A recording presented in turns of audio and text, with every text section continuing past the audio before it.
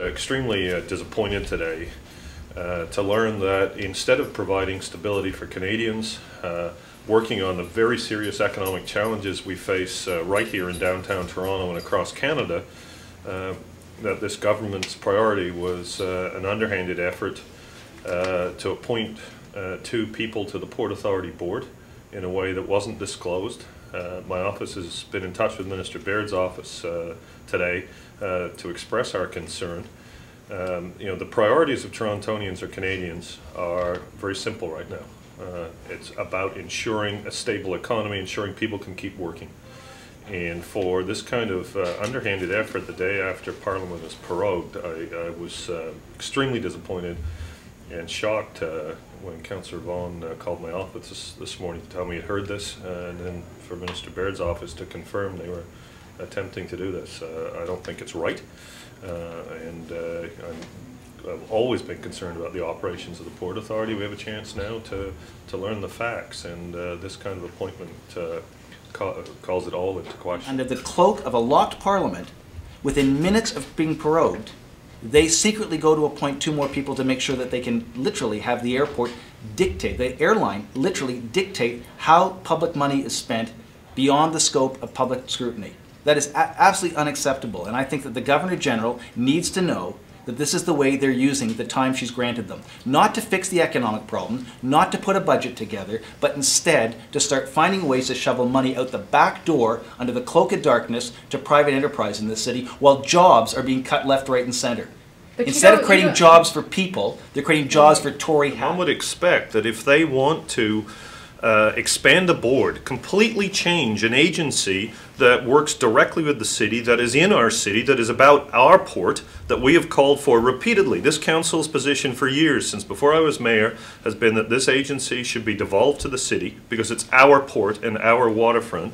One would have expected at least a phone call. We had to phone him because we heard that this was being done secretly. You know, a secret, non-public, and there's nobody to hold them accountable in the House because the House is prorogued. Nobody can ask a question about this in question period. You know, a secret appointment to change the balance of power on the board at a time that I understand, and I don't know because I'm not on the board, but I understand that there's a proposal for an audit to audit the financial history of the Port Authority, and from my perspective, it's about time that they do that. That proposal's before the board. And by appointing these people, they have the ability to prevent the Port Authority being properly audited and the expenditures over the past few years being properly audited. What has happened in the past? How have these appointments been made in the past? There's a consultation process set out in the relevant legislation, the Canada Marine Act, that requires the government to consult. I think there's a 4-month period.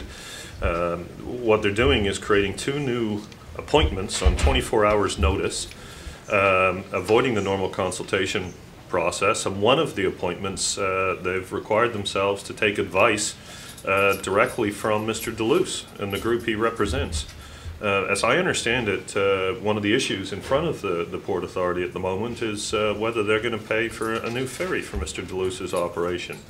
I find it astonishing that they, particularly in the current circumstances in the Parliament, particularly in the current circumstances in the country, where we need strong, immediate, urgent action to help stabilize our economy, that this kind of underhanded effort would be done. I was shocked to hear the news this morning, and I share Councillor Vaughan's feelings. The process is 4 months.